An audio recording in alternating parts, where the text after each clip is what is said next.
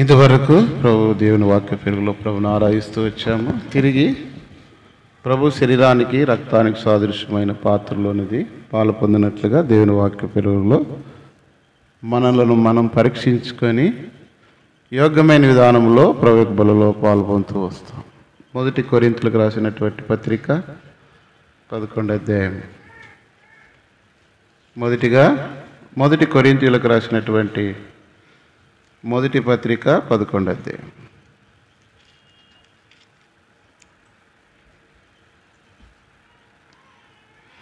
ఇరవై 28, 29 వచనాలు అందరు కలిసి చదువుకుంటాం.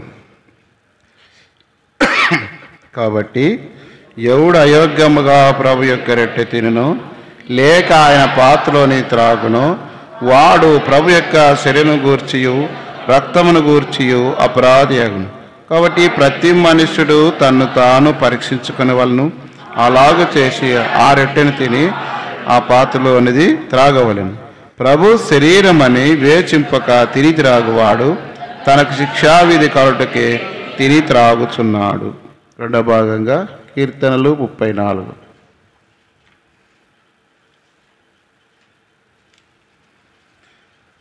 కీర్తనలు 34 11 నుంచి 14 వరకు అందరు కలిపే చదువుకుందాం. కీర్తనలు 34 11 నుంచి 14 వరకు. పిల్లలారా, మీరు వచ్చి నా మాట వినుడి. యెహోవా యందలి భయభక్తులు మీకు నేర్పెదను. బ్రతుకు గోరువాడు ఎవడైనా ఉన్నాడా? మేలునందుచు అనేక దినములు బ్రతుకు గోరువాడు ఎవడైనా ఉన్నాడా?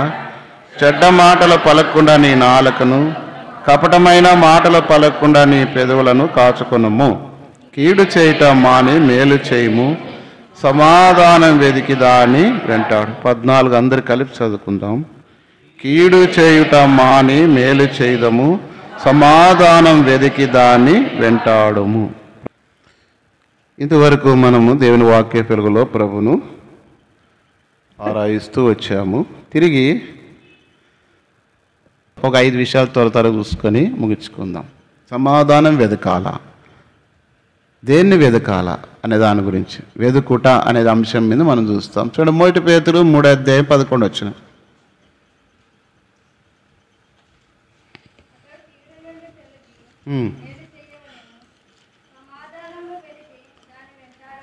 కాబట్టి కీడు నుండి తొలగి ఏం చేయాలంట? మేలు చేయాల. మనకు ఎవరైనా కీడు చేసినా మనం ఏం చేయాలంట? మేలు చేయాల. ఎందుకంటే అది దైవ సంబంధమైన మనసు. కానీ మనకు ఆ స్వభావం రావాలంటే అంత సులభమైన పని కాదు. కానీ దేవుని వాక్య వెలుగులో నేను అనుసరించి చూసా. చాలా కష్టమే, కానీ నేను అనుసరించాను. అంటే ఏమంటే నాకు కీడు చేసినా నేను ఏం చేసినాను? వాళ్ళకి మేలు చేసిన. నా పరిస్థితి అంటే సౌలు దావీదు ఇశ్రాయేలు ప్రజల పక్షంగా యుద్ధం చేస్తే ఊరికే కూర్చున్న సౌలు ఏం చేసినాడు? ఏమి చేయలేదు. సౌలుకి మేలే చేసినాడు. కానీ సౌలు ఏం చేసినాడు? నా పేరు ఘనత దావీదుకు పోయింది. ఎందుకంటే వీళ్ళు ఊరికే ఉండలేదు. మనుషులు ఏమన్నారు? దావీదుకు సౌలుకు వేల కొలది, దావీదుకు మనుషుల మాటలు కొన్నిసార్లు రంకులు పెడతాయంటారు చూడు. అందుకే ప్రభు వాక్యంలో ఏముందంటే, మనుషులు మిమ్మల్ని పొగిడినప్పుడు మీకు శ్రమ అన్నాడు. ఎవరైనా సరే సొంత అక్క చెల్లెళ్ళు అనుకోండి, అక్క దగ్గర పోయి చెల్లెల గురించి చెప్పి ఎక్కువగా నాకు మీ చెల్లెలు చాలా మంచిదక్క, అట్లా ప్రేమిస్తారు అన్న టైంలోనా నీకు తెలుదులే దాని కథ అట్లే మీకు అందరు నేను వాళ్ళ అక్కను కాబట్టి నాకు తెలుసు అంటుంది. చెల్లెల దగ్గర పోయి మీ అక్క చాలా అక్క దగ్గర పోయి చెల్లెల గురించి అట్లా మాట్లాడితే సొంతం వాళ్ళకే ఉండదు. అన్నదమ్ములైనా అంతే, ఒక ఉద్యోగం చేసే వాళ్ళకి అంతే, ఒక సంఘంలో ఉన్న వాళ్ళకైనా ఒకవేళ ఆ అన్న వాక్యం బాగా చెప్తాడు ఇంకొక అన్నకంటే అంతేలే మామూలే చెప్తుంటారు అంటారు. అప్పుడే వెనకనే వస్తుంది. లేదంటే ఆయన పాట, లేదంటే ఆయన వాదిస్తాడు, లేదంటే చాలా ఆయన ఆత్మీయుడు అన్నాడంటే వెనకనే చెప్తారు. ఆయనకి ఏదన్నా రిమార్క్ నిన్నింది, నీకు తెలుదన్నా ఆయన గురించి ఇట్లా. మన స్వభావం అంతా ఏం పని చేసేదంటే కీడు చేసేదే. దేవుని వాక్యం అయితే కీడు చేయొద్దు అని ఉంది. కాబట్టి కీడు చేయవాని ఖచ్చితంగా కీడు కలుగుతూ వస్తుంది. దౌష్ట్యమును విత్తి కీడును కోయినానుంది సామెతల్లో. దేవుని పిల్లలుగా మనము కీడు చేయటం అని ఏం చేయాలంట?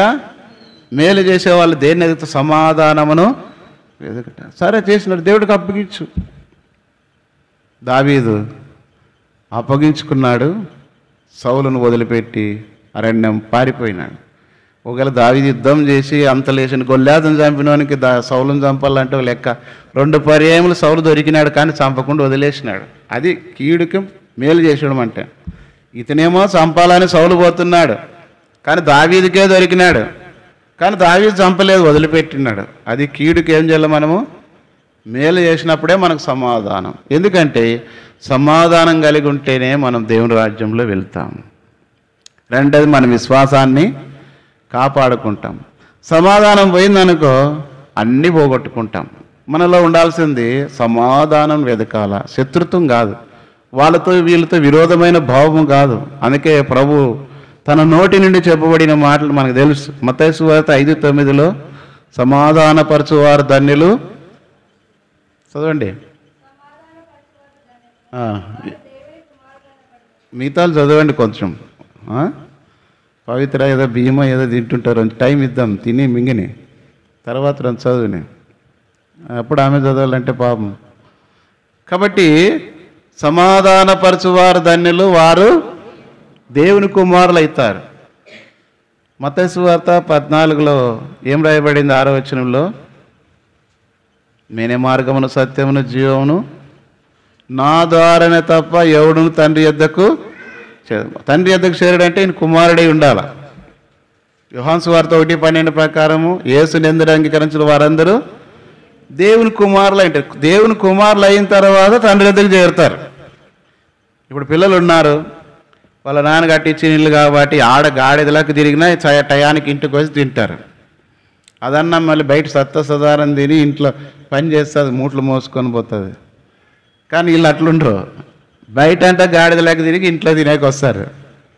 ఇప్పుడుంటే పిల్లల కాడ చూస్తున్నా, ఇంట్లో చిన్న పని చేయరు, ఏదన్నా నీళ్ళు పట్టేది చేయరు, లేదంటే ఇంకో పని చేయరు. మేమైతే అన్ని పనులు చేసేవాళ్ళం. పాత్రలు కడిగిచ్చేవాళ్ళం, కసువు కొట్టేవాళ్ళం, కట్టెలు నరికిచ్చేవాళ్ళం, నీళ్ళు తెచ్చిపెట్టేవాళ్ళం. తల్లిదండ్రుల మాటకు లోబడి భయం అలాంటిది. వాళ్ళు కూడా పిల్లలకి కష్టకాలంలోనే ఆ రీతిగా ఉన్నాం. ఇప్పుడు అన్ని సమృద్ధిగా తిని ఆరేసి పండుకొని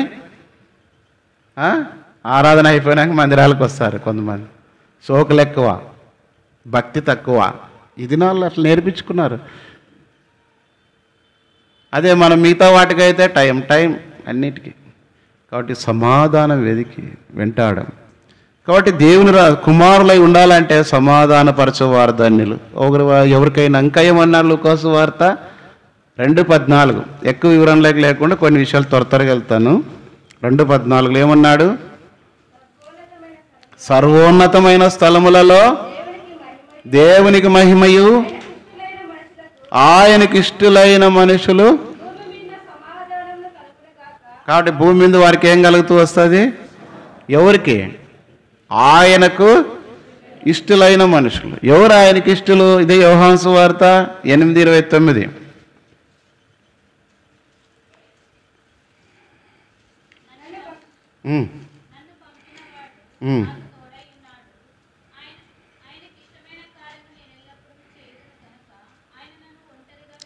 కాబట్టి ఆయనకి ఇష్టమైన కార్యం నేను ఎల్లప్పుడూ, దేవునికి ఇష్టమైన కార్యం ఏదైతే ఉందో అది చేసేవాళ్ళు. దేవునికి ఇష్టం లేనిది ఇది నాకు చేయకూడదు అనుకోలే. నాకు ఇది వద్దు, ఇది చేయను, ఇట్లా మాట్లాడను, ఇట్లా ప్రవర్తించును అనేది. ఎవరైతే ఆయనకి ఇష్టమైనది, దేవునికి ఇష్టం కదా, ఏమి ప్రేమగా కలిగి ఉండుట, ఏమి ఇష్టము లేని వారికి సహాయపడుట, ఏమి ఇష్టము దేవుని పని చేయుట, ఏమి ఇష్టము మాదిరిగా నడుచుకోట, సాక్షిగా జీవించుట, ఇది దేవునికి ఇష్టం.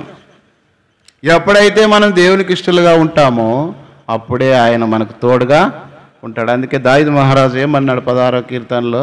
భూమి మీద భక్తులే శ్రేష్ఠులు, కేవలము వారు నాకు ఇష్టలు. మనమేమనుకుంటాం? అన్ని పనులు చేసి దేవునికి ఇష్టలు అనుకుంటాం. అది జరగదు. నువ్వు అనుకోవడమే భ్రమ. అది దేవునికి ఇష్టమైనది చేస్తేనే దేవునికి ఇష్టలు. అలాంటి వారికి ఏముంటుంది? సమాధానం. ఆ ముఖం చూసేనే చెప్పచ్చు కొంతమందిలో. Face is the index of mind అనే సూక్తి ఉంది ఇంగ్లీష్లో. ముఖ లక్షణమే వారి మీద సాక్ష్యం ఇస్తుంది. ఓ మాట చూస్తారా? యెషయా గ్రంథం 3వ అధ్యాయము చూడండి, 9, 6 వచనమా? 9వ వచనం చదువుమా. వారి ముఖ లక్షణమే వారి మీద సాక్ష్యం ఇస్తుంది. కొంతమంది చూస్తేనే నిజంగా దేవుని పిల్లలు, వాళ్ళ మాటలు, వాళ్ళ ప్రవర్తన, వాళ్ళ అలంకరణ, వాళ్ళ జీవితం చూసినప్పుడు నిజంగా వీళ్ళు మాదిరిగా ఉన్నారు అనుకుంటారు. కొంతమంది ముఖం చూస్తేనే ఏమనుకుంటారు? బా తండ్రి నాయనా పోయి నోట్లో చేయి పెట్టినావా నువ్వు అంటారు. అంటే పాము నోట్లో చేయి పెట్టినట్ల. పాము నోట్లో చేయి పెడితే అదే మేమన్నా తింటా ఊరికి వదిలేస్తుందా? కొరుకుతుంది, మనకి ఇష్టం ఎక్కుతుంది. అట్లాగానే దేవుని పిల్లలుగా మనం ఈ లోకంలో జీవిస్తూ వచ్చినాం. ఆయన ఇష్టలుగా ఉండాలి. ఎట్లా ఆయనకి ఇష్టలు అవుతాము? ప్రభువులలో పాలు పొందడానికి. అదే మత్తయి సువార్త 5వ అధ్యాయం 22వ వచనం.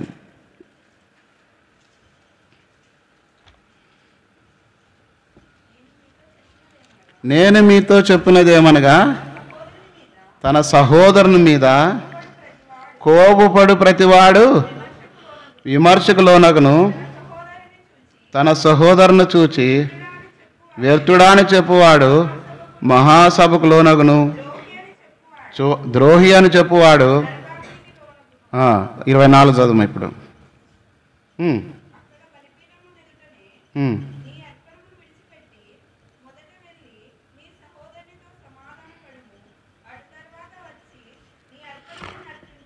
కాబట్టి ప్రభు ఏమన్నాడంటే, నీ సహోదరుని మీద నీకు విరోధమైన భావం ఏమైనా ఉంటే బలలో పాలు పొందడానికి ముందుగా వెళ్ళి ఏం చేయాలంట?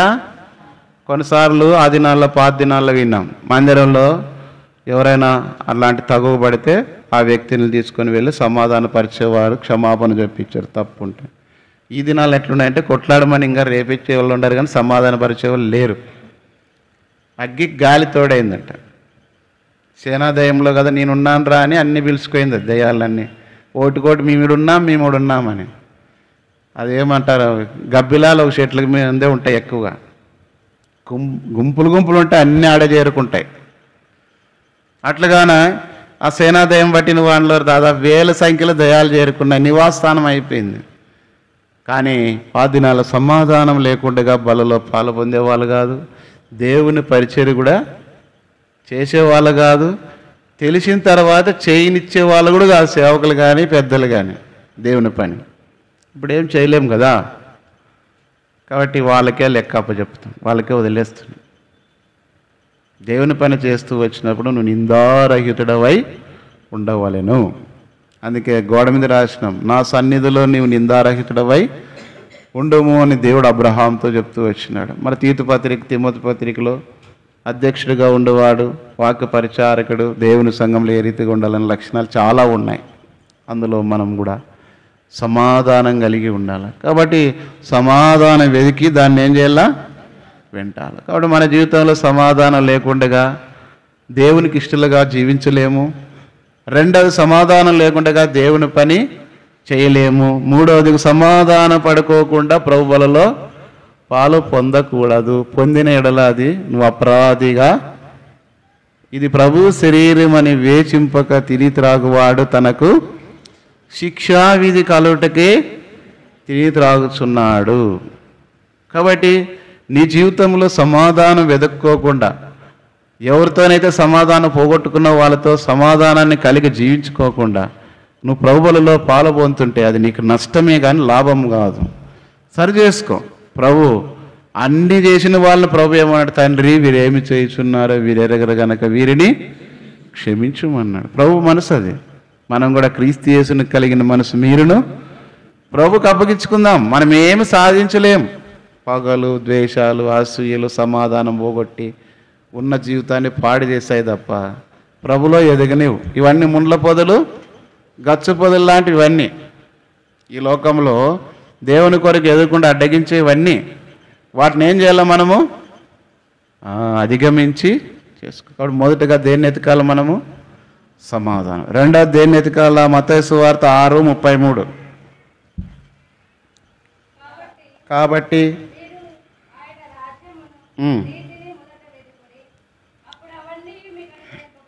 రెండోది దేన్ని ఎతకాల? ఆయన రాజ్యమును వెతకాల.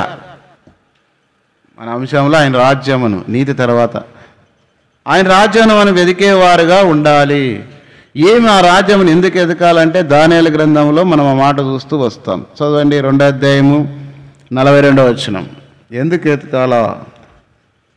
దానియేలు గ్రంథం 2:42. ఆ రాజ్యం ఎలాంటిది?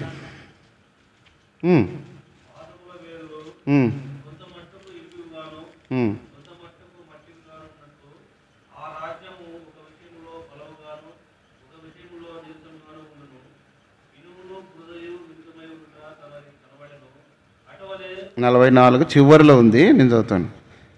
ఆ రాజ్యము దాన్ని పొందిన వారికి కాక మరి ఎవరికి చెందదు. అది ముందు చెప్పిన రాజ్యములన్నింటినీ పగలగొట్టి నిర్మూలన చేయను, కానీ అది యుగముల వరకు ఎప్పుడు కూడా కింద అవన్నీ చదువుకుంటే మీరు ఆ రాజ్యం, అదే దేవుని రాజ్యం. మత్తయి సువార్తలో మీరు 13:45లో చదవండి. మత్తయి సువార్త 13:45.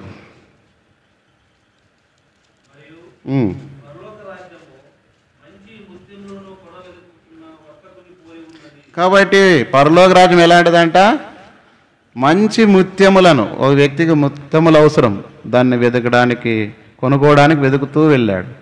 కాబట్టి మనం కూడా దేవుని రాజ్యంలో ప్రవేశించాలంటే దేవుని రాజ్యం కొరకు అలాంటి వారుగా ఆశ కలిగి ఉండాలి. అలాంటి ఆశ కలిగిన ఒక వ్యక్తిని మనం చూస్తే చూడండి, మార్క్స్ వార్త 15వ అధ్యాయం 43వ వచనం.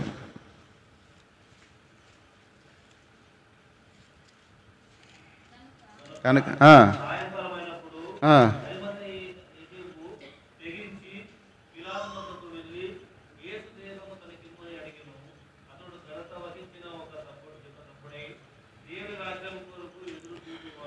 కాబట్టి యేసు ప్రభువును సిలువ వేసి చంపారు, సమాధి చేశారు. అప్పుడు తెగించి ఒక ఆయన వచ్చి, ఆయన పేరు అరిమతయ్య యేసేపు వచ్చి, అయ్యా యేసు ప్రభు దేహమును నాకు ఇమ్ము అని అడిగినారు. అప్పుడు చనిపోయిన తర్వాత దేహం ఇవ్వలేక ఆ దినాల్లో వాళ్ళ ప్రకారము ఒక గుహలో సమాధిలో మొదటగానే దాన్ని మొలిపించుకొని పెట్టుకుంటారు, అక్కడ పెడతారు. కానీ ఇక్కడ అరిమతయ్య యేసేపు దేవుని రాజ్యం కొరకు ఏం చేస్తున్నాడంటే ఆయన ఎదురు చూస్తున్నాడంటే వెతుకుతూ ఉన్నాడు. ఎప్పుడు ఆయన రాజ్యం వస్తుంది, లేదా నేను ఎప్పుడు ఆయన రాజ్యాన్ని కొరకు వెళ్ళాలా, పరలోక రాజ్యం అని. ఎప్పుడైతే యేసు ప్రభు దేహము వారు ఆ శిలువ మీద నింతే జింతిన తర్వాత ఏమడుతున్నాడంటే ఆ దేహం నాకు ఇమ్మని అడిగినాడు. ఇదంతా ఎందుకంటే ఆయన శిష్యులే ఆయన విడిచిపెట్టి పారిపోయారు, ఒక్కరు కూడా ఆయన ఎదుట లేరు. అలాంటి సమయంలో అరిమతయ్య యేసేపు యేసు ప్రభు వారి దేహమును అడుగుతూ వచ్చినాడు. మనం కూడా ఈ లోకంలో దేవుని కలిగిన వారుగా ఉండాలి, ఆయన వెతికే వారిగా ఉండాలి. అందుకే నా రాజ్యం ఈ లోక సంబంధమైనది కాదని యోహాను సువార్త 18వ అధ్యాయము 36వ వచనంలో ప్రభు అన్నాడు. మనం కూడా ఈ లోకంలో జీవిస్తున్నప్పుడు ఈ లోకస్తులుగా మనం బతకూడదు. అందుకే 1 యోహాను 2:15 నుంచి ఏం రాయబడింది? ఈ లోకమునైనను లోకములో ఉన్న వాటినైనను ప్రేమింపకుడి. ఎవడైనను లోకమును ప్రేమించిన యెడల తండ్రి ప్రేమ వానిలో ఉండదు. చదువుమా. లోకములో ఉన్నదంతయు అనగా శరీరాశయు, నేత్రాశయు,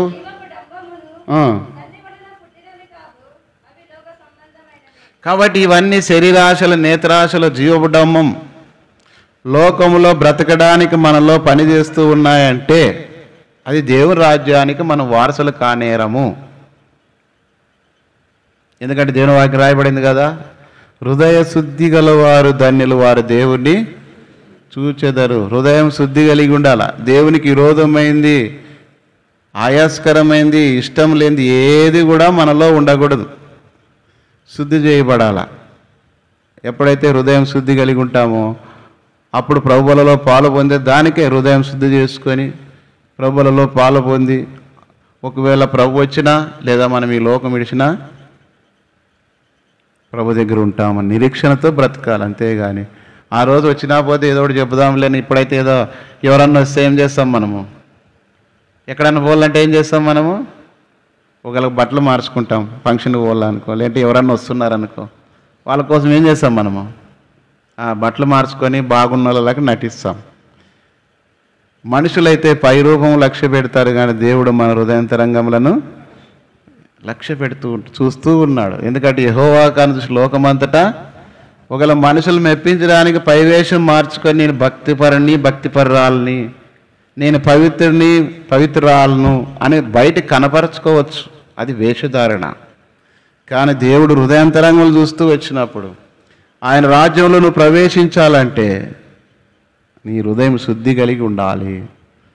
కాబట్టి రెండోదిగా ఆయన రాజ్యమును మనము వెదికేవారిగా ఉండాలి. పరలోక సంబంధమైన బిడ్డలుగా మనం ఈ లోకంలో జీవించాలి. మొదటిది ఏమి ఎతకాలా? సమాధానం వెతకాలి. రెండవది దేన్ని ఎతకాలా? ఆయన రాజ్యం, ప్రభు అయిన యేసుక్రీస్తు వారి రాజ్యం. అది యుగాయుగాలు. మన పాట కూడా యేసుని రాజ్యము పాటలో ఉంది కదా, నిత్యము నిలుచున్నాను. ఇంకోటి కూడా ఉంది మన కొత్త పాటలో, తరతరములకు యుగములకు మార్పు లేనిదనేది. కాబట్టి ఆయన రాజ్యంలో మనం ప్రవేశించాలంటే ఎలాంటి వారిగా ఉండాలంటే మొదటిగా సమాధానం వెతకాలి. రెండోది ఆయన రాజ్యమును. మళ్ళీ నువ్వు ఆయన రాజ్యం వెళ్ళడానికి వస్తున్నావా, మందిరానికి పోగొట్టుకోవడానికి వస్తున్నావా? ఒకడు సర్వలోకమును సంపాదించుకొని తన ప్రాణమును పోగొట్టుకొని వానికి ఏమి ప్రయోజనం? ఒకవేళ దేవుడు లేకుండగా ఆయన రాజ్యం కొరకు సిద్ధపడకుండగా ఆశ పెట్టుకోకుండగా ఒకవేళ నీ కొరకై నువ్వు నీ లోకం కొరకై దాది కావాలి, ఇది కావాలి, అది ఉండాలి, ఇది ఉండాలి, అట్లుండాలి, ఇట్లుండాలి, అది చేయాలి, ఇది చేయాలి అనుకొని అంత ప్రయాసపడినాం. ఏం ప్రయోజనం దేవుని రాజ్యం పోగొట్టుకుంటే? ఆ ధనవంతుడు అన్నీ అట్లే బ్రతికినాడేమో, బ్రతికినన్నాళ్ళు సుఖంగా బ్రతికినాడు, పాతాళంలో ఏం పడుతున్నాడు? వేదన పడుతున్నాడు. కాబట్టి దేవుని రాజ్యం కొరకు మనం ఏం చేయాలంటే ప్రయాసపడాల్సిందే, చేయాల్సిందే. అయితే హృదయంలో దేవుని రాజ్యం కొరకే మనం ఆశ కలిగి కనిపెట్టుకొని అరమత యోసేపు వలె ఎదురు చూచాల. ఆయన రాజ్యం కొరకు ఎదురు చూసి కనిపెట్టుకున్న వారిలో మరి అరిమత యోసేపు కూడా ఉన్నాడు. యేసుప్రభు వారి సమాధి ఆ శవమును తన సమాధిలో పెట్టుకుని మనం కూడా యేసుప్రభు వారిని కలిగి ఉన్నప్పుడే, ఆయనను మనం చేర్చుకున్నప్పుడే మన జీవితంలో మనకు నెమ్మది, సమాధానము. కాబట్టి రెండవది ఆయన రాజ్యం ఎతకాలి. మూడవది ఏమంటా చూడండి, కొలస్సీ 3:1. మీరు క్రీస్తు కూడా లేపబడిన వారైతే పైనున్న వాటినే వెదుకుడి. కాబట్టి ఎందుకంటే మీరు క్రీస్తు కూడా లేపబడిన వారు. బాప్తిస్మ సాక్ష్యం ఇస్తారు కదా, అప్పుడు చెప్తూ వస్తారు మీరు క్రీస్తు కూడా లేపబడిన వారంటే ఏమర్థం అంటే మారు మనసు పొంది పాత జీవితం అంతటినీ పాతాల వాటలు వదిలిపెట్టి నూతనమైన జీవితం ఇంకా మా బ్రతుకు మార్చుకున్నాము అనే దానికి రుజువు ఏమంటే బాప్తిస్మ సాక్ష్యం ఇవ్వడం. అప్పుడు అడుగుతారు, నిన్నెవరైనా బలవంత పెట్టారా, దేనికి బాప్తిస్మ తీసుకున్నాలనుకున్నావు అని అన్ని అడిగినప్పుడు ఆయన రాజ్యం కొరకు ఆయన అన్నీ చెప్తాం. అప్పుడు మాత్రం ఎందుకంటే మనకు ముంచేది కావాలంతే. కానీ దేన్ని వదులుకోలేం. అప్పటి నుంచి నువ్వేం కలిగి ఉండాలా? ఆయన రాజ్యం కొరకే నువ్వు జీవించాలి. ఈ లోకంలో ఉన్నా కూడా ఇహలోక మాలిన్యం మనం కంటకుండా బ్రతకాల. అదేదో గుర్తులేదు కానీ ఎడారిలో జంతువు ఉందంట, అది చెట్టు యొక్క త్వరలో బ్రతుకుతూ ఉంటుంది. దాన్ని వేటాడాలంటే ఈ వేటగాళ్ళు ఏం చేస్తూ వస్తారంటే అది ఆహారానికి బయటికి వెళ్ళిన తర్వాత ఆ మురికి వాసన కలిగినటువంటి నీళ్లు బురద కానీ ఆ యొక్క రంధ్రంతో వేస్తారు. చైనా దేశంలో ఎడారిలో అది కుందేలు లాంటి జంతువు, దాని పేరు గుర్తు రావలేదు. కుందేలు వలె అది ఎడారుల్లోనా లేదంటే అక్కడ కలుగుల్లో రంధ్రాల్లోనా మాన త్వరల్లో ఉంటుంది. దాన్ని పట్టుకోవాలంటే ఏం చేయాలంటే వీళ్ళు వేటగాళ్ళు వెళ్ళి అది ఆహారానికి వెళ్ళిన సమయం చూసుకొని దాని యొక్క రంధ్రం దగ్గర దుర్వాసన వచ్చేటువంటి ఏదైనా అక్కడ వేస్తారు. తిరిగి ఆహారం నుండి తిరిగి వచ్చిన తర్వాత ఆ దుర్వాసన చూసిన వెంటనే తన శరీరానికి కానీ ఆ వాసనకు కానీ తగలకోకుండా అది ఆ రంధ్రంలో పోదు. అప్పుడు వేటగాళ్ళు ఈజీగా దాన్ని పట్టుకుంటారు. అంటే మనం కూడా మన పరిశుద్ధత పోగొట్టుకునేది ఏదైనా వచ్చినా కూడా దేవుని పరిశుద్ధత మనలో పోగొట్టుకోకుండా అది ఏదైనా సరే వదులుకోవాలా, మానుకోవాలా. ఇది దేవునికి ఇష్టం లేనిది అవసరం లేదు కదా. అందుకే దేవుని కంటే ఎక్కువగా దేన్ని మనము ప్రేమించకూడదు. అట్లా ప్రేమిస్తే వారు నా రాజ్యానికి వారసులు గారు అని ప్రభు కూడా అన్నాడు. చదవండి 19వ అధ్యాయం మత్తయి సువార్త 27 నుంచి ఉంది, చదవండి.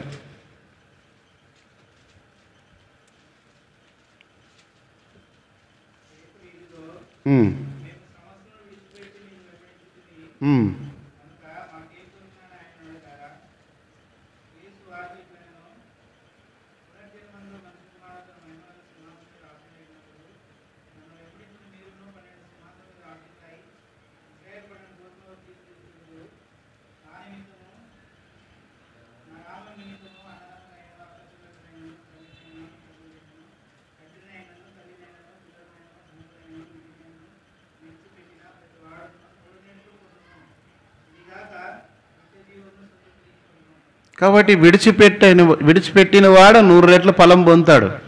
దయ్యాడు భగత్ సింగ్ గారు తనకున్న ఉద్యోగమును, ఆస్తిని, కుటుంబాన్ని పోగొట్టుకొని దేవుని కొరకు అన్నీ వదులుకొని వచ్చాడు. ఇప్పుడు ప్రపంచం అంతట్లో దైవజన పేరు మనము తండ్రిగా భావించాం. అనేక ఆత్మలకు తండ్రి అయిన పరలోక రాజ్యమును అనేకమైన ఆత్మలు చేర్చడానికి ఆయన కారకుడు అవుతూ వచ్చినాడు. కారణం ఏంటంటే భగత్ సింగ్ గారు పైనున్న వాటినే తనకు ఏది ఇచ్చినా కూడా దేవుని కంటే ఎక్కువగా వద్దనుకున్నాడు. దేవుడు చెప్తేనే తీసుకున్నాడు.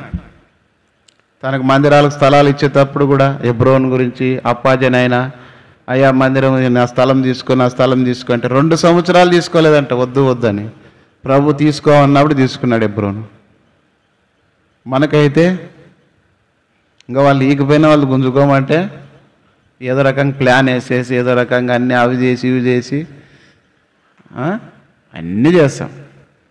కానీ దేవుడు చెప్తేనే తీసుకున్నాడు.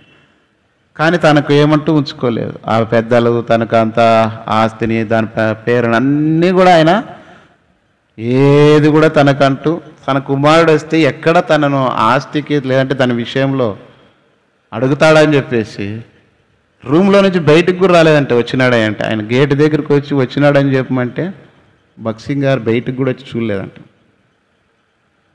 దేవుని కోసమే అంత సమర్పణ త్యాగం. ఎవరు వాళ్ళంటే పైనున్న వాటినే వెతికేవారు. మనమేం వెతుకుతున్నాము? చదవండి హెబ్రీయులకు రాసిన పత్రిక 12వ అధ్యాయం 15 నుంచి.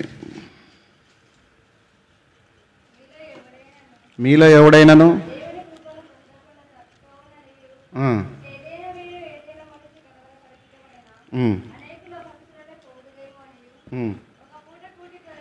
ఒక్క పూట కూటి కొరకు తన జ్యేష్ఠత్వపు హక్కును అమ్మివేసిన ఏశావు వంటి భ్రష్టుడైనను వ్యభిచారైన ఉండినేమో అని జాగ్రత్తగా చూచుకొనడి. అంటే ఒక పూటి కూటి కొరకు అంటే ఈ లోకంలో బ్రతికేదానికి తిని సుఖంగా బ్రతికేదాని కొరకు ఏం చేస్తున్నాడంట? తన జ్యేష్ఠత్వపు హక్కును. కొన్ని విషయాలు దేవుని పిల్లలుగా మనల్ని ఎవరైనా అడిగితే వాటిని మనం ఏం చేస్తాము? ఒప్పుకోలేం. లేదా దేవుని వాక్యం మనం హెచ్చరిక చేసినప్పుడు దాంట్లో నిలిచి ఉండలేం. దేవుడిచ్చినటువంటి జ్యేష్ఠత్వపు హక్కును ఏం చేసుకున్నాడు? ఏశావు పోగొట్టుకున్నాడు.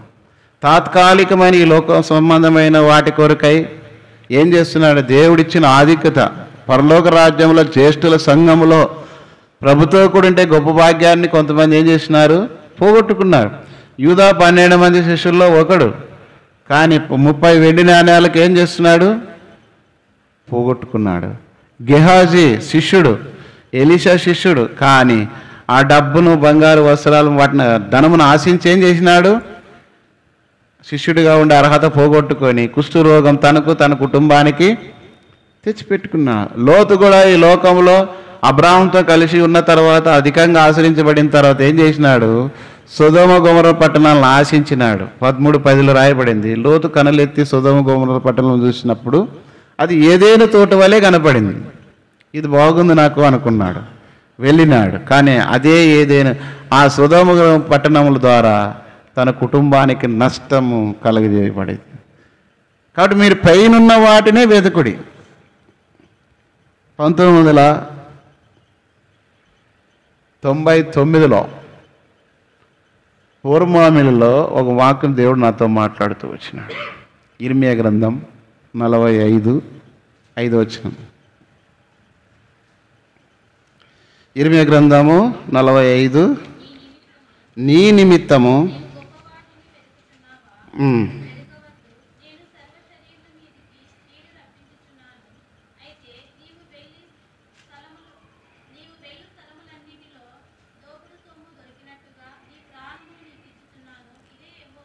నీ నిమిత్తము నువ్వు గొప్ప వాటిని వెతకవద్దు.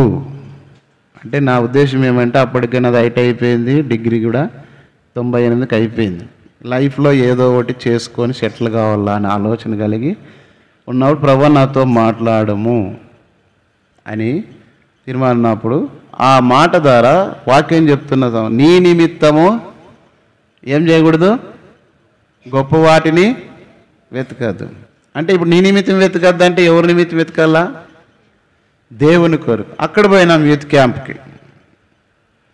పోతే అక్కడ థీమ్ ఏమంటే ఫాలో మీ, నన్ను వెంబడించము థీమ్ వాక్యం.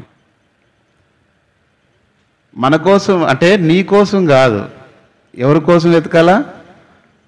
ఆయన నీతి, ఆయన రాజ్యం కొరకు వెతకాలా. కాబట్టి లోకం కొరకు గొప్ప వాటిని వెతుక్కోవద్దు, నీ స్థానం కొరకు లేదంటే నీ యొక్క జీవన విధానం కొరకు కాదు, కానీ నా కొరకు నువ్వు వెతకాలా, నా పని నువ్వు చేయాలా. అనేకమైన విషయాలు ఉన్నాయి. కాబట్టి ప్రభు మాటకు విధేయత చూపుతూ వచ్చినాం. ప్రభు కంటే ఎక్కువైనది మన జీవితంలో ఉండకూడదని దాన్ని. కాబట్టి ఇక్కడ పైనున్న వాటినే వెతకాల. ఒకసారి అంటే ఒక రాజు చక్రవర్తి ఉన్నాడంట.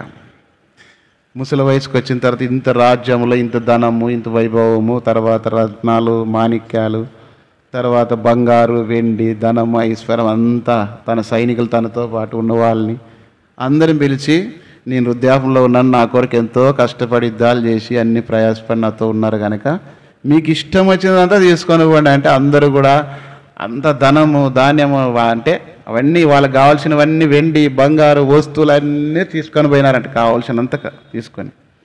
ఒక వ్యక్తి మాత్రం అతని దగ్గరే ఉన్నాడంట. ఇది భక్సింగ్ గారు ఉపమానంలో.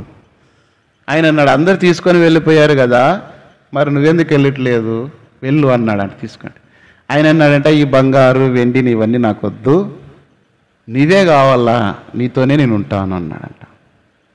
అప్పుడు ఆయన రాజ్యంలో తన తర్వాత తన రాజ్యానికి వారసుడు ఆ వ్యక్తినే రాశాడు. అంత నమ్మకంగా జీవించిన దాన్ని బట్టి ఆ రాజ్యానికి, ఆ రాజు చనిపోయిన తర్వాత ఆ రాజ్యానికి ఎవరు వారసుడైనారంటే తనతో ఉన్న వ్యక్తి. చాలామంది ఈ దినాల్లో ప్రభుతో ఉండకుండా, దేవుని కొరకై వెదక్కోకుండా, దేవుని రాజ్యం కొరకై ప్రయాసపడకుండా, లోకం కొరకై వాళ్ళు కదా ధనము, డబ్బు, బంగారు, వెండిని ఆశపడి వెతికిపోయినట్లుగా వెళుతున్నారు. దేవుని పని, దేవుని రాజ్యము, దేవుని కొరకై జీవించేది మానుకున్నారు. అనేక స్థలాల్లో దేవుని ఏర్పాటును వాళ్ళు మరిచిపోయినాడు, దేవుని సంకల్పాన్ని వాళ్ళు నిరాకరిస్తున్నారు. క్షేమం కలగదు, మేలైతే అసలే కలదు. దేవుని విడిచి నాకు వేరుగా ఉండి మీరు ఏమి కూడా ఒకవేళ నువ్వు చేసినా నీకు అది ప్రయోజనం ఉండదు. ఒక చెట్టు పెంచినావు అనుకో, అది కాయలు కాసే వరకు మనకు తెలియదు. ఒక్కొక్కసారి మేము మా ఇంట్లో అప్పుడు చెట్టు ఇదేమంటారు పప్పాయికాయ చెట్టు పెంచినాం.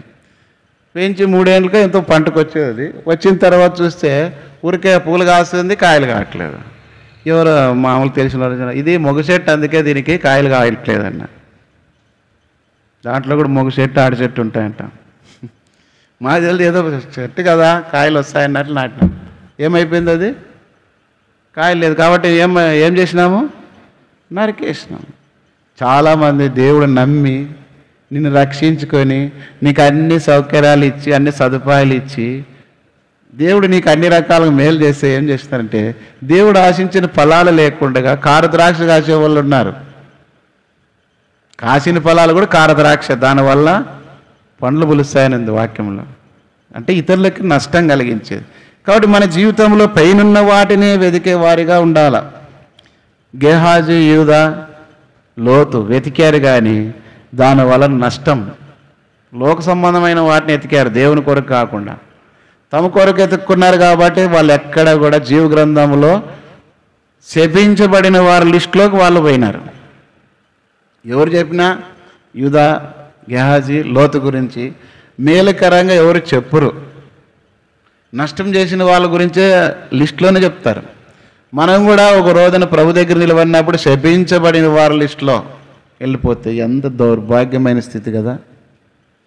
అందుకేనా ప్రభుని నమ్ముకొని దేవునింటికి వచ్చింది, అందుకేనా మారు మనసు పొంది బాప్తిసం తీసుకుంది, అందుకేనా ప్రభువులలో పాలు పొందింది, అందుకేనా ప్రార్థనలకు వచ్చింది, అందుకేనా ఆరాధన చేసింది, అందుకేనా ప్రభు మన కష్టార్జితంలో దేవునికి ఇచ్చి దేవుని సన్నిధికి వచ్చింది. శపించబడిన గుంపులో ఉండేదానిక.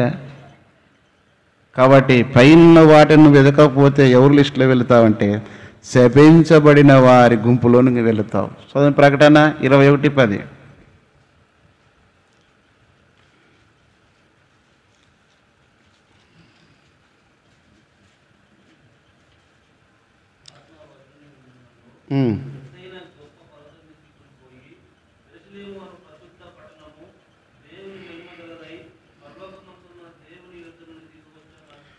కాబట్టి మన గురి ఎప్పుడు కూడా ఆ పట్టణం గురించి రాయబడింది. అట్లా 12 గుమ్మములు కలిగిన పట్టణము, ముత్యములు రత్నముల చేత పొదిపించబడినట్టు పట్టణము, యుగాయుగాలు జీవించే పట్టణము. అదే మనం 21 ప్రకటనలో ఉండేది.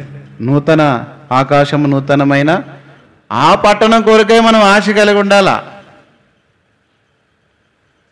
ఆ పట్టణానం కొరకు ఆశ కలగకుండా దేవునికి విరోధంగా జీవించి నష్టంలో మనం జీవిస్తూ ఏం ప్రయోజనం లేదు. ఎంతన్నా కోట్లుగా ఉండి మన అది అహ్మదాబాద్లో విమానం పేలిపోయింది. దాదాపు 270 పేరు చనిపోయినారంట.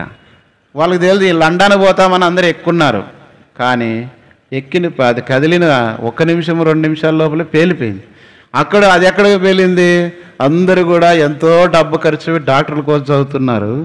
అలాంటి కరెక్ట్ 1:30కేమో 29-30 నిమిషాలకి అందరు భోజనం దగ్గర కూర్చున్న టైంలో క్యాంటీన్లో అనుకుంటారు వాళ్ళు ఇంకా అయిపోయింది, నా డాక్టర్ మెడిసిన్ అయిపోయింది, నేను డాక్టర్ కోర్స్ చేసుకుని లేకపోతే ఇట్లా చేసుకుంటా ప్లాన్లు చేసుకొని ఎన్ని రకాల తల్లిదండ్రులు కూడా అన్ని ప్లాన్ చేసినారని తెలియదు. కానీ ఈ విమానం పోతూ దాని మీద కూలిపోయింది. శవాలు చూడడానికి కూడా వీలు కాదు. డిఎన్ఏ టెస్ట్ చేసి మీ వల్ల అంటే మనం డిఎన్ఏ టెస్ట్ చేసి ఆ శవానికి డిఎన్ఏ టెస్ట్ చేసి ఇస్తున్నారు బాడీ అని. తర్వాత ఆ చుట్టుప్రక్కల ప్రాంతంలో కూడా దాని ప్రభావం వల్ల ఎన్నో రకాల నష్టం, ఎంతోమంది చనిపోయినారు, ఇండ్లు పోయినాయి. ఒక చిన్న ఇన్సిడెంట్ చెప్పినారు. దానికి ఎదురు చిన్న టీ కొట్టు పెట్టుకొని బ్రతికేవాళ్ళంట. పిల్లవాడు వాళ్ళ అమ్మ కోసం క్యారియర్ తెచ్చే లోపలగానే కూలింది. వాళ్ళ అమ్మ తల్లిదండ్రులు ఇద్దరు చనిపోయినారు. పిల్లవాడు ఇప్పుడు అనాథ అయిపోయినాడు. ఒకవేళ మనం ఎన్నో రకాలుగా దేవుడు కాకుండా జీవించి ఎన్నో చేయొచ్చు. ఒక దినం వస్తుంది అది మనకు దక్కకుండా పోతుంది. అంటాడు కదా ప్రసంగి అన్నీ చేసేయమన్నాడు. చివరికి ఒకడు గాలికి ప్రయాసపడినట్టుగా ఇదంతా చేసినన్నాడు. అన్నీ అనుభవపూర్వకంగా చెప్పిండేది ఆయన. మనమేం చేస్తాము? అదే గాలికే తిరుగుతాము. దేవుని మాటల మీద నమ్మకం లేదు మనకి, లేదా దాని అంటే భయం లేదు. చెప్తుంటారు మామూలే అనుకుంటున్నాను. కానీ ఆయన ద్రాక్ష వలె తీగలు అందులో నిలిచుంటేనే మనం ఫలిస్తాము, క్షేమం పొందుతాం. నాకు వేరుగా ఉండి మీరు ఎన్నన్నా చేయండి, దేవునికి వేరుగా ఉండి నేను బాగుపడినానని చెప్తే దేవుని నమ్మకపోతే వేరే అన్నిల గురించి కాదు మనం మాట్లాడేది. వాళ్ళ నిత్య నరకాగ్నికి అప్పగించబడిన జీవితంలో వాళ్ళు ఉన్నారు. కానీ దేవుని ఎరిగి ఉండి కూడా నీ కథ చూసుకో నువ్వు చేసేది. ఒకవేళ అది లేకుండా వాళ్ళ దేవుని ప్రార్థన చేస్తుంటాం, ఆరాధన చేస్తాం, వాక్యం బోధిస్తాం అనుకో అబద్ధికులు అవుతాం. అబద్ధికులందరూ కూడా అగ్నిగుండంలో చేయకుండా చెప్తే దాన్ని ఏమంటారు? మనం చేయకుండా చెప్తే ఏమంటారు? అబద్ధం కదా. పాటించుకోకుండా చెప్పిస్తే అది కూడా అబద్ధమే. ఆ భయం ఉండాలి మనలో. అదే మత్తయి సువార్త 5:19 రాయబడింది, చదవండి అన్నమాట.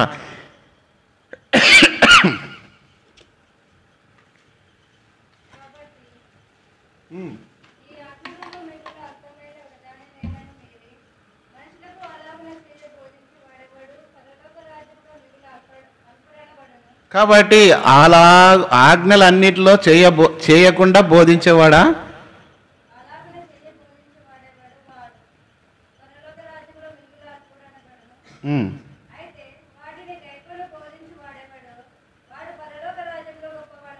కాబట్టి పరలోక రాజ్యంలో గైకొను బోధించేవాడు గొప్పవాడు, గైకొనకుండా బోధించేవాడు అల్పుడు. అంటే ఎట్లుంటుందంటే మీకు అర్థం కావడానికి, స్కూల్లో ఉండారు పిల్లలు, కాలేజీలో చదువుతున్నారు అనుకుందాం. చదువుతున్న వాళ్ళు ఏమంటే పాస్ అయిన వాళ్ళు ఉంటారు, తర్వాత మధ్య రకంగా మార్కులు వచ్చిన వాళ్ళు ఉంటారు, ర్యాంకర్స్ ఉంటారు.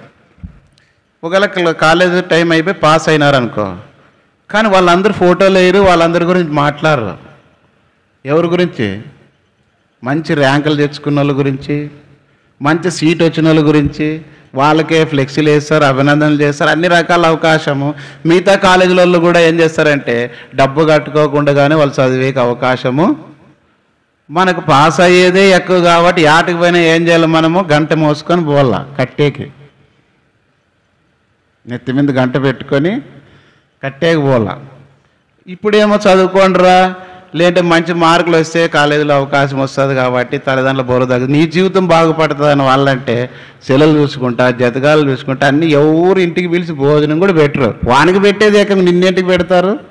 ఇంటికి పిలుచుకొని పోయి ఇంట్లో ఏమంటారు? ఒకవేళ నువ్వు వరం తొలకొచ్చు, నువ్వే అడ్డగాడిదలకి తిరిగి తింటున్నావు, మళ్ళీ ఇంకోరం తోలుకొస్తావు అంటారు. అని ఎంతమనరా? నీవే అడ్డగాడి, నీకు పెట్టేదే ఎక్కువ, మళ్ళీ ఇంకొకటి తోలుకొని వస్తావా అంటారు. అప్పుడు ఏమంటారు? వాడు పోయినాక అంటారు. కాబట్టి దుష్ట సంగతి మంచి నడవడి అంటే మన సహవాసం ఎట్లుండాలంటే దేవునికి ఇష్టంగా ఉండాలా, మన జీవితానికి బాగుపడేదిగా ఉండాలి. ఎంత చెప్పినా వినకపోతే చెడిపోయేది గ్యారెంటీగా ఉంటారు. నీ జీవితమే చెడిపోతుంది. ఏదో బతికే తల్లిదండ్రులు లేదు, వాళ్ళ పనులు చేసుకొని బతుకుతుంటారు. ఒక కాలం అయిపోయినాక, వృద్ధాప్యంలో అయిపోయినాక వాళ్ళు జరిగేది వాళ్ళు అయిపోతుంది. తర్వాత నీ జీవితము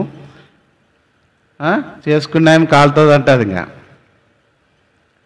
ఎందుకు మీసాలు పెట్టుకొని తిరిగేది? చేసుకున్నా కూడా సాకు లేకపోతే ఇడిచిపెట్టి పోతా అంటుంది.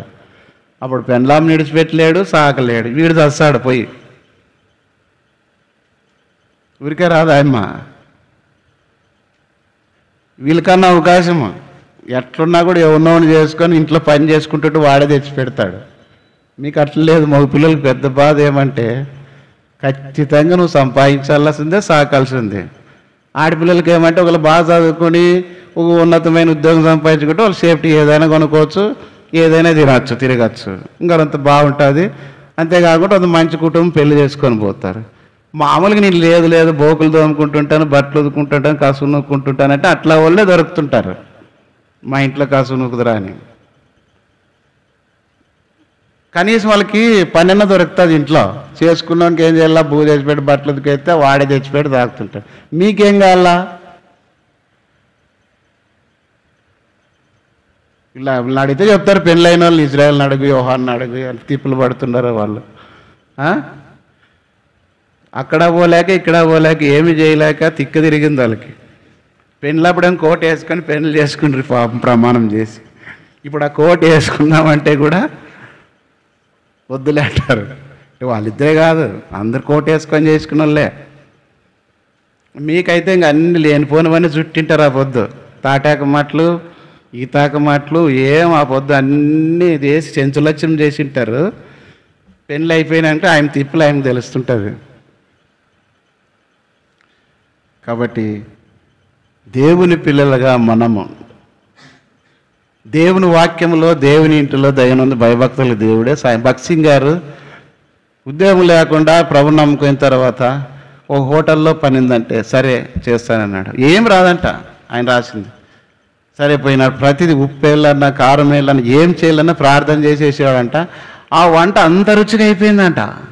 మన జీవితం కూడా అంతే. దేవుని మీద ఆధారపడినప్పుడు దేవుడే నడిపిస్తాడు కొన్నిసార్లు. కాబట్టి కొంతమంది మనలో కూడా ఉన్నారు, కొన్ని విషయాలు మాట్లాడినప్పుడు కష్టాలు బాధలు ఉన్నప్పుడే దేవుని ప్రేమ ఎలాంటిది, దేవుని నడిపింపు అర్థమవుతుంది. అన్నీ ఉన్నప్పుడు కాదు. అట్లాంటి వాళ్ళే దేవుని విషయం మాట్లాడిన ఆ పరిస్థితి ఇది అని కొన్ని చెప్తారు. కాబట్టి మూడవదిగా ఏం ఎతకాలనుకుంటున్నాము? పైనున్న వాటినే, పరలోక రాజ్యం. అది రాజ్యం పోగొట్టుకోకూడదు. లోకంలో ఎందు పోయినా పర్వాలేదు కానీ దేవుని రాజ్యం పోగొట్టుకోకూడదు. అందుకే మొదట ఏం ఎతకమన్నాడు? సమాధానం. రెండవది ఆకలి ఎత్తున్నట్లుంది పాపం, గట్టిగా చెప్పలేదు అప్పుడే, టైం అయిందనే. ఆయన రాజ్యం. మూడవది ఇప్పుడు నాలుగోది చూస్తాం. యోహాను మొదటి దినవృత్తాంతాలు 16:11. 16:11.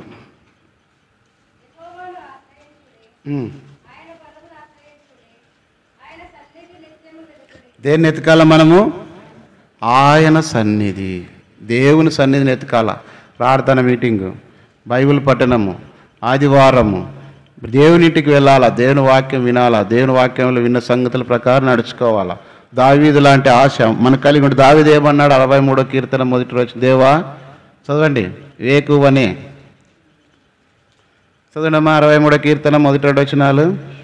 దేవా వేకువనే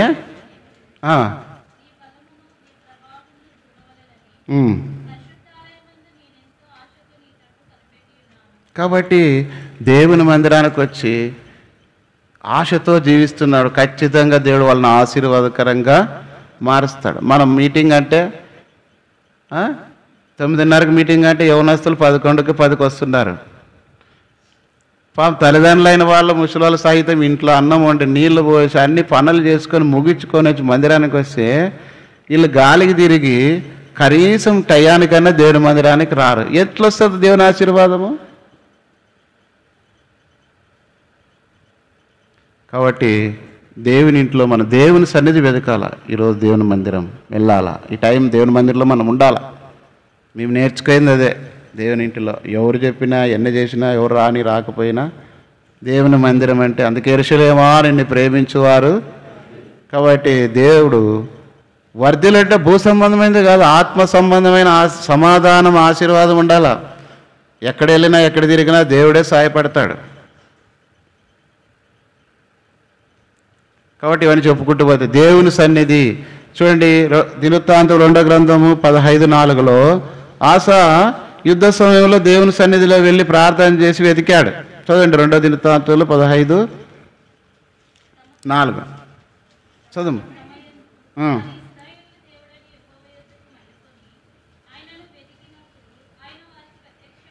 కాబట్టి శ్రమయందు వెతికినప్పుడు, వాళ్ళ మీద యుద్ధానికి ఇతరులు వచ్చినప్పుడు దేవుని సన్నిధిని వెతికారు, ప్రార్థన చేశారు. యుద్ధం మీరు కాదు దేవుడే జరిగించినని, దేవుడే ఆశాపక్షంగా యుద్ధం చేసి సహాయం చేస్తూ వచ్చినాడు, విజయం పొందు. కాబట్టి మన జీవితంలో కూడా దేవుని సన్నిధిని వెతకాల. ఎందుకు వెతకాల? కీర్తనల 16:11లో కూడా సంపూర్ణమైన సంతోషం గలదు. చదవండి 16 కీర్తన 11లో.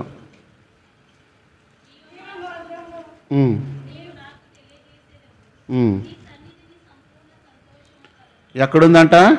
ఏముంది దేవుని సన్నిధిలో? నీ సన్నిధిని సంపూర్ణ సంతోషము. కాబట్టి దేవుని సన్నిధిలో సంపూర్ణమైన సంతోషం. దేవుని సన్నిధిని పోగొట్టుకొని మేము సంతోషంగా ఉండలేవు. ప్రయత్నం చేయ, ఒక నెల రాకుండా ఎన్నైనా తిరుగు, ఉన్న డబ్బులు అయిపోతే మధ్య చెడిపోతుంది తప్ప సంతోషం ఉండదు, ఏం లేదు. దేవుని సన్నిధిలో ఎంతో సంతోషం, ఎంతో ఆనందం. ఎంతోమంది ఏమిటంటే, ఏం లేదు మైండ్ బాగలేదు, సినిమాకి పోయింటాడు, 2 గంటలు కూర్చుంటాడు, వస్తాడు. ఏం లేదు బాగలేక మందు తాగినాను అంటాడు అనుకోండి, ఎంతసేపు ఉంటుంది అది? మత్తు దిగే వరకు ఉంటుంది. మళ్ళా డబ్బులు బాయా, ఆరోగ్యం బాయా. ఒకవేళ ఇంకా ఏం చేస్తావు? ఇంట్లో సమాధానం లేదు, అందుకే నేను ఆడ తిరుగుతున్నాడు. ఎన్ని దినాలు తిరుగుతావు? అది కాదు, ఉన్న చోటనే సమాధానము సంపాదించుకోవాలి. దేవుని కలిగి ఉంటే మిగతావన్నీ కూడా అందుకే ఏసన్న క్యాసెట్ అప్పుడు పీస్ ఆఫ్ మైండ్ అని ఒక క్యాసెట్ పెట్టారు. సమాధానం గురించి ఒక క్యాసెట్ ఉంది. ఆయన వాక్యం చెప్తూ ఉంటాడు ఇట్లా అవన్నీ. ఫస్ట్లో మొదటి క్యాసెట్ అదే ఆయన. కాబట్టి ప్రియులారా, ఎందుకు చెప్తున్నామంటే మనము సమాధానమును వెతికేవారికి. రెండోది, మూడోది, నాలుగోది చూస్తే ఆయన సన్నిధి వెతకాలి. ఆయన సన్నిధిలో ఎంతో సంతోషం, ఆనందం ఉంది. హిజ్కియా కూడా 2వ దినవృత్తాంతాలు 29 నుంచి చదువుకుంటే దేవుని సన్నిధిని వెతికాడు, మందిరాన్ని బాగు చేశాడు, యాజకులు నియమించినాడు, బలుల అర్పణలు జరిగిస్తూ వచ్చినాడు. ఒక్క మాట చూస్తే చాలు, టైం అయింది కాబట్టి. 2వ దినవృత్తాంతాలు 29, 36 వచనం, 34, 35, 36 చదవండి చాలు.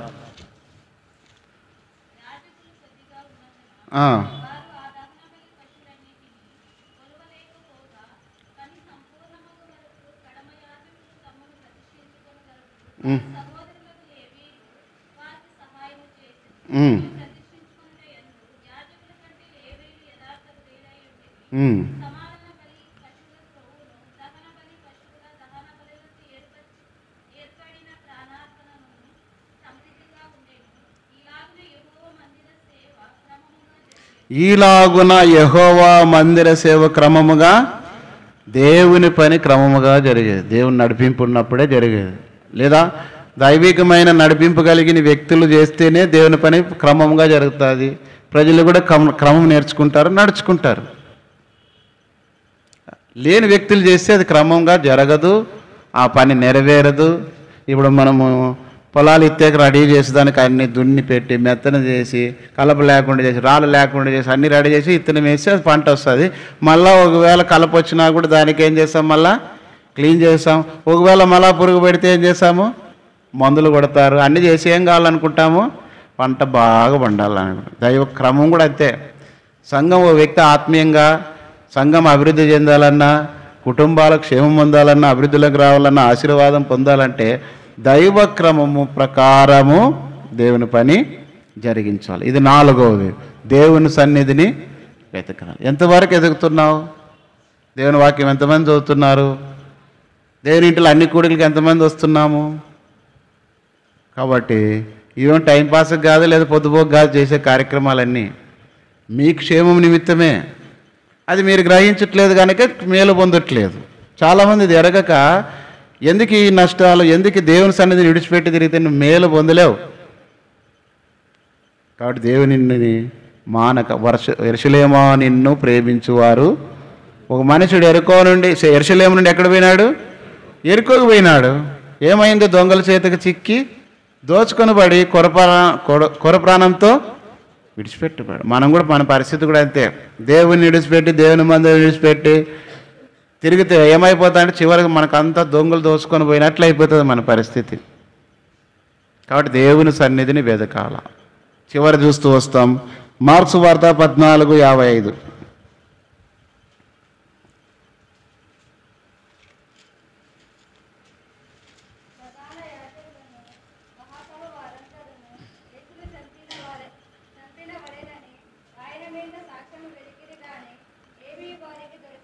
కాబట్టి యేసు ప్రభువును చంపేదానికి సాక్ష్యం వెతుకుతున్నారు. ఏమంటే నేను యూదుల రాజు అని చెప్పుకుంటున్నాడు, మాకు కైసరే రాజు, ఆయన ఏంది రాజు అనుకుంటున్నాడు, దేవదూషణ చేస్తున్నాడు. నేను దేవుని కుమారుడు అంటున్నాడు, దేవదూషణ చేస్తున్నాడు.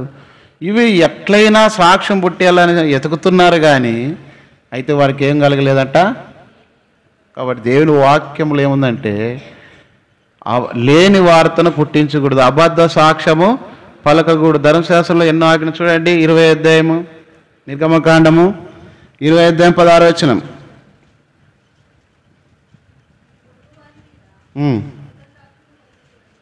కాబట్టి నీ పొరుగు వాని మీద అబద్ధ సాక్ష్యము పలకకూడదు. దేవుని పిల్లలుగా మనము ఎలా ఉండాలంటే అబద్ధ సాక్ష్యం పలకకూడదు. ఇక్కడ వాళ్ళు ఏం చేస్తున్నారు? యేసు ప్రభు వారి మీద ఏదైనా అబద్ధ సాక్ష్యం పుట్టించాలని ప్రయత్నం చేశారు, అదే జరిగింది. దాంట్లో ఉపయోగపడిన వ్యక్తి యూదా, యేసు ప్రభు వారిని అప్పగించడానికి. ఈయన దేవుని కుమారుడు అనుకుంటున్నారు, ప్రధానులు అనుకుంటున్నారు, సాక్ష్యం వెతుకుతున్నారు. మనకు తెలుసు అబద్ధ సాక్ష్యం. మళ్ళీ యెజబెల్ ఏం చేసింది? నాబోతును అబద్ధ సాక్ష్యం పుట్టించి, మొదటి రాజులు 21వ అధ్యాయంలో ఉంటాయి, మీరు తర్వాత చదువుకోండి. ఇద్దరు అబద్ధ సాక్షులను పుట్టించి రాజును దూషించినాడని చెప్పి రాళ్ళతో కొట్టి చంపించింది. ఈనాడు దేవుని పిల్లలకి ఎంతోమంది ఇలాంటి అబద్ధ సాక్ష్యాలు పలుకుతున్నారు, లేని వార్తలు పుట్టించడం. అబద్ధం అంటే ఏమర్థము? ఉన్నది లేనట్టుకు చెప్పేది, లేని ఉన్నట్టుకు చెప్పేది అబద్ధం. నీ పొరుగు వాని మీద అబద్ధ సాక్ష్యము, మళ్ళీ ఎంతవరకు నీ జీవితంలో ఇది కలిగి ఉన్నావేమో. వాళ్ళైతే యేసు ప్రభువును అప్పగించడానికి అబద్ధ సాక్ష్యం వెతుకుతున్నారు, నువ్వేం వెతుకుతున్నావు? ఒకవేళ అలాంటి జీవితంగా మరి యూదా అయితే యేసు ప్రభువును అప్పగించాలని సమయం కొరకు ఎదుగుతున్నాడు, ప్రభు బలలో పాలు పొందుతున్నాడు. వాడు ఆ ముక్కపుచ్చుకాని సాతాను వానలో. మళ్ళీ నీ జీవితం ఎలా ఉందో, దేన్ని ఎతుకుతున్నావు? దేవుని నామాన దూషణ కలిగే విధానంలో నువ్వు బ్రతుకుతున్నావేమో. కాబట్టి అది వదులుకొని దేవుని వెతికేది నేర్చుకో, సమాధానం వెతికేది నేర్చుకో. కాబట్టి ఇంకా అనేకమైన విషయాలు ఉన్నాయి, కానీ దేవుని వాక్యంలో మనం అన్నీ కూడా అయితే ఏశావు గురించి చదువుకున్న భాగం మాట చూస్తాం చూడండి. ఎబ్రీ పత్రిక 12:17.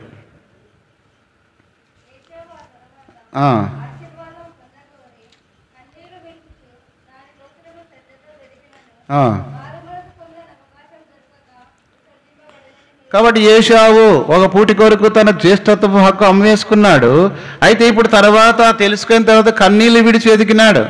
కానీ శ్రద్ధతో వెతికినా ఏమైపోయిందంట? అది వెతికినను మారు మనసు పొందిన అవకాశం దొరక విసర్జింపబడనని మీరు ఎరుగుదురు. ఒకవేళ మీరు అనుకోవచ్చు, మేము మారు మనసు పొందాం, బాప్తీసం తీసుకున్నాం, ప్రభువులో పాలు పొందుతున్నాం, దేవుని రాజ్యంలో పోతామంటే జరగదు. అది నువ్వు కాపాడుకోవాలా. అందుకే మంచి పోరాడుతుని నా పరుగు కడముట్టించుతుని విశ్వాసము, మన విశ్వాసం సమాధానం కాపాడుకోవాలా. పోగొట్టుకునే అవకాశాలు కూడా ఉన్నాయి. కాబట్టి పోగొట్టుకొని పోతానులే అనుకుంటే నీ భ్రమ అది. కాబట్టి ఇక్కడ చూస్తే ఏశావు కూడా శ్రద్ధతో ఎదిగినాడు. కొంతమంది అన్నీ అయిపోయిన తర్వాత దేని వైపు తిరిగి ఇప్పుడు చేస్తాను అంటారు. అన్నీ అయిపోయినాక పండ్లు కొట్టుకున్నాక అవి తింటానంటే పండ్లని రాలిపోయినాక ఏం ప్రయోజనము? అట్లా దేవుని యొక్క రాజ్యము, దేవుని పని, పరిచర్య బలం ఉన్నప్పుడే, జ్ఞానం ఉన్నప్పుడే, నీకు అవకాశాలు ఉన్నప్పుడే ఎదగాల. ఆ రీతిగా దేవుని వాక్యములుగా చాలామంది చేసేది ఏమంటే, యెహోవా దొరుకు కాలం ఉంది ఆయనను వెతుకుడని. యెషయా గ్రంథం 55:6 రాయబడింది. ఆయన వెతుకు కాలం ఉంది, మనం ఆయన మళ్ళీ దొరుకు కాలం ఉంది, ఆయన వెతకాల. ఇది ఎంతో అవకాశం. యెరికో పట్టణానికి యేసుప్రభు వస్తున్నాడని తెలుసుకున్నటువంటి జక్కయ్య యేసుప్రభు మీద ఆశ కలిగి జీవించి చూశాడు, యేసుప్రభుని చేర్చుకున్నాడు. నీ జీవితం కూడా బహుశా నీకు అవకాశం. ఇంకా యేసుప్రభునందు విశ్వాసం ఉంచకపోతే, ఆయనకు స్థానం ఇవ్వకపోతే చేర్చుకోవడానికి, నీ హృదయంలో స్థానం లేకపోతే వెతకాల. ఆయన యేసు ఎవరో అని చూడగోరని వెతుకుతూ వచ్చాడు. ఆశ గల ప్రాణాన్ని దేవుడు తృప్తిపరిచాడు. కాబట్టి నశించి దాని వెతుకు రక్షణ మనిషి కుమారుడు ఈ లోకానికి వచ్చిన ప్రభువైన యేసుక్రీస్తు వారు. ఆయన నువ్వు పోగొట్టుకోవద్దు. వాళ్ళు రక్షణ మారు మనసు పొంది కూడా నువ్వు రక్షణ పోగొట్టుకోవద్దు. 10 మంది కన్యకలు అన్నారు, కానీ వాళ్ళలో 5 మంది పోగొట్టుకున్నారు. వాళ్ళు డ్యూటీల్లో నూనె లేదు, విడువబడ్డారు. నీ జీవితం కూడా అదే ఉంటుంది. రక్షణ పొందినాను అనుకుంటున్నావేమో. నువ్వు సిద్ధపాటు లేకపోతే, పరిశుద్ధులు లేకపోతే దేవుని రాజ్యంలో ప్రవేశించలేదు. ఏమన్నాడంటే చివరికి ఒక మాట, రోమా 14:17లో, దేవుని రాజ్యం భోజనము పానము కాదు కానీ నీతియు సమాధానం. కాబట్టి ఆ రాజ్యం నువ్వు పొందాలంటే దేన్ని వెతుకుతున్నావు? అందుకే భక్తుడు చెప్పిన మాట, ఈ కీర్తనలు 34:14 వచ్చిన అన్ని చదువుదామండి అందరూ. కీడు చేయటం అని మేలు చేయము, సమాధానం వెతుకు దాన్ని. కాబట్టి దేన్ని వెంటాడుతున్నావు, దేన్ని వెతుకుతున్నావు? కాబట్టి మొదటిగా దేని వెతకాలని చూస్తూ వచ్చాము? సమాధానం. రెండవది దేవుని రాజ్యం. మూడవది పైన వాటి అంటే పరలోక సంబంధమైన వాటిని వెతకాల. నాలుగవది ఆయన సన్నిధి, దేవుని మందిరము, కూడికలు, పరిచర్లు వెతకాల. ఐదవది చాలామంది అబద్ధ సాక్ష్యమును యేసును అప్పగించాలని వెతికినట్లుగా మీరు నీ జీవితంలో కూడా నీ ప్రవర్తన జీవితం ద్వారా ఒకవేళ అలాంటి జీవితం కలిగి ఉంటే మానుకో. ప్రభువులో పాలు పొంది ఆమె ఉదయకాల సమయంలో పెందలకల్ని మగ్దలేని మెరియా వచ్చింది. యేసు ఎవరో ఎక్కడున్నాడని ఎదుగుతూ వచ్చింది. పెందలు అక్కడ, అమ్మ ఎవరిని ఎదుగుతున్నావు? తోట మళ్ళీ నా ప్రభుని ఎవరు ఎత్తుకొని అంటే యేసు ప్రభువే. కాబట్టి మనం కూడా అలా వెతికేవారుగా ఉన్నట్లుగా ప్రభు మనలను సిద్ధపరచును గాక. మోకాళ్ళ మీదకి రండి.